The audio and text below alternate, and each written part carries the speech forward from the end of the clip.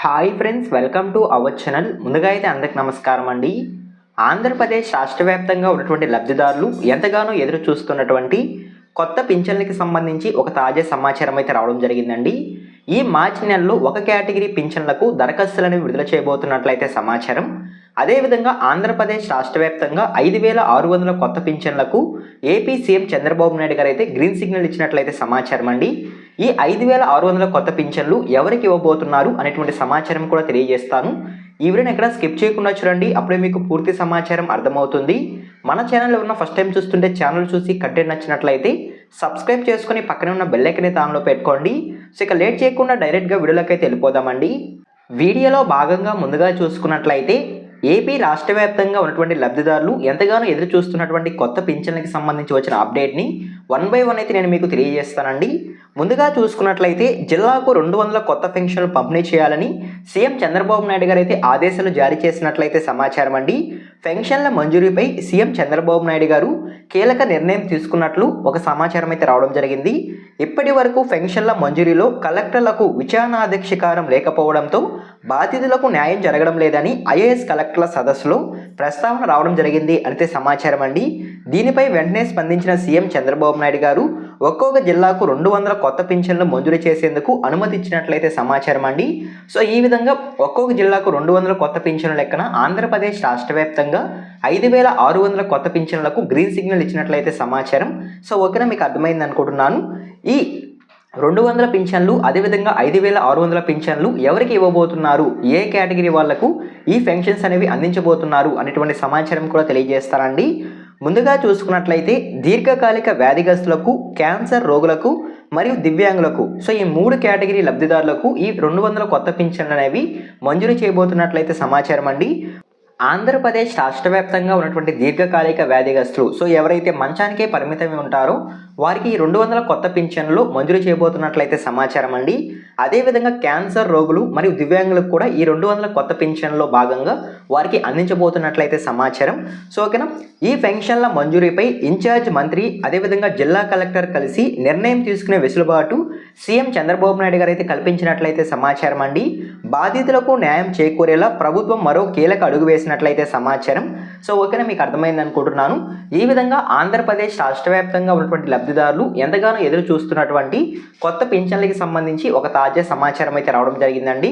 So ఓకేనా, ఒక్కొక్క జిల్లాకు 200 కొత్త పింఛన్లు లెక్కన ఆంధ్రప్రదేశ్ రాష్ట్ర వ్యాప్తంగా 5,600 కొత్త పింఛన్లకు ప్రభుత్వం అయితే గ్రీన్ సిగ్నల్ ఇచ్చినట్లయితే సమాచారం.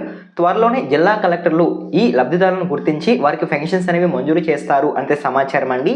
ఈ మార్చి నెలలో లేదా వచ్చే ఏప్రిల్ నెలలో ఈ కొత్త పింఛన్లు అనేవి ఇచ్చేందుకు అవకాశం ఉన్నట్లయితే సమాచారం. సో ఓకేనా, మీకు అర్థమైంది అనుకుంటున్నాను. అదేవిధంగా నెక్స్ట్ అప్డేట్ చూసుకున్నట్లయితే ఈ మార్చి నెలలో ఒక కేటగిరీ పింఛన్లకు దరఖాస్తులని విడుదల చేయబోతున్నట్లయితే సమాచారం అండి. ఆ కేటగిరీ వాళ్ళు ఎవరు అనే విషయానికి కనుక వచ్చినట్లయితే, సో ఎవరైతే భర్త ఆంధ్రప్రదేశ్ రాష్ట్రంలో ఎన్టీఆర్ భరోసా పెన్షన్ తీసుకుంటూ మరణించి ఉంటారో వాళ్ళ ప్లేస్లో కనుక వాళ్ళ భార్య కనుక ఉన్నట్లయితే వాళ్ళ భార్యకు పెన్షన్ ఇవ్వడానికి ప్రభుత్వం అయితే దరఖాస్తులను విడుదల చేయబోతున్నట్లయితే సమాచారం అండి. దీన్నే వితంతు పెన్షన్ మరియు స్పోర్ట్స్ పెన్షన్ అయితే అనడం జరుగుతుంది. సో ఓకేనా, భర్త మరణించిన తర్వాత వాళ్ళ ప్లేస్లో వాళ్ళ భార్యకు పెన్షన్ ఇచ్చేదాన్ని స్పోర్ట్స్ పెన్షన్ అయితే అనడం జరుగుతుందండి.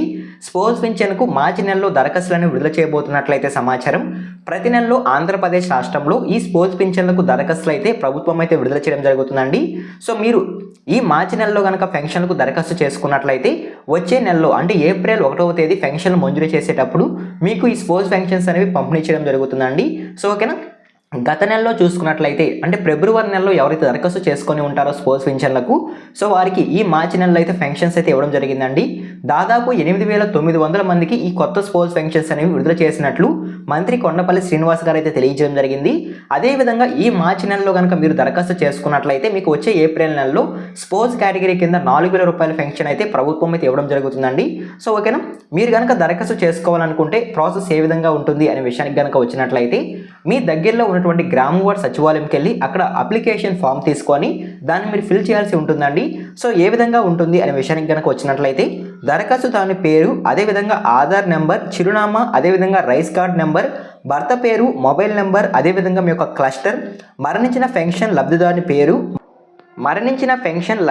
పేరు, అదేవిధంగా మరణించిన తేదీ, ఆధార్ నెంబర్, మరణ ధృవీకరణ రిజిస్ట్రేషన్ నెంబర్, పెన్షన్ రకం, పెన్షన్ ఐడి. సో ఇవన్నీ మీరు ఫిల్ చేసి మీ దగ్గరలో ఉన్నటువంటి గ్రామ వార్డు సచివాలయంలో కనుక ఇచ్చినట్లయితే సో మీ యొక్క దరఖాస్తు అనేది మండల స్థాయిలో ఉన్నటువంటి మున్సిపల్ కమిషనర్ దగ్గరికి అయితే వెళ్ళడం జరుగుతుందండి.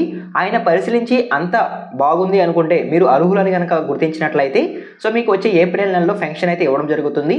సో ఇక్కడ మీకు అర్థమైంది అనుకుంటున్నాను. ఈ విధంగా స్పోర్ట్స్ పెన్షన్కి సంబంధించి దరఖాస్తు ఫామ్ అనేది ఫిల్ చేయాల్సి ఉంటుందండి. త్వరలోనే ఆంధ్రప్రదేశ్ రాష్ట్ర వ్యాప్తంగా ఉన్నటువంటి గ్రామ వార్డు సచివాలయాల్లో ఈ స్పోర్ట్స్ పింఛన్లకు దరఖాస్తులను విడుదల కావడం జరుగుతుందండి. విడుదలైన వెంటనే నేను మీకు తెలియజేస్తాను. అప్పుడు మీరు వెళ్ళి దరఖాస్తు అనేది చేసుకోండి. అదేవిధంగా నెక్స్ట్ అప్డేట్ చూసుకున్నట్లయితే పింఛన్లకు సంబంధించి ఒక బిగ్ అలర్ట్ అనేది రావడం జరిగిందండి. ఆంధ్రప్రదేశ్ రాష్ట్ర వ్యాప్తంగా ఉన్నటువంటి పింఛన్ లబ్ధిదారుల్లో భాగంగా ఎవరైతే అనర్హులు ఫేక్ సర్టిఫికేట్ల ద్వారా పెన్షన్స్ అనేవి పొందుతూ ఉన్నారో సో వారికి సంబంధించి మంత్రి కొండపల్లి శ్రీనివాస్ గారు అయితే ఒక అలర్ట్ అనేది ప్రకటించడం జరిగింది.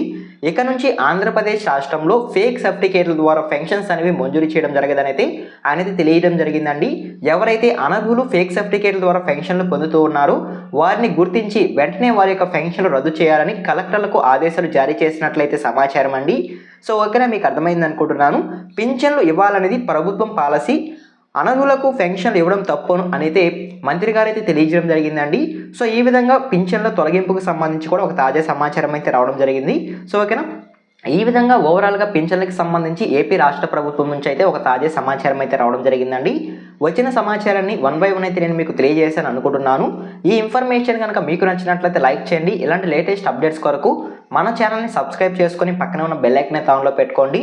ఈ వీడియో మీరు ఎండ్ వరకు చూస్తుంటే థ్యాంక్ యూ ఫర్ వాచింగ్.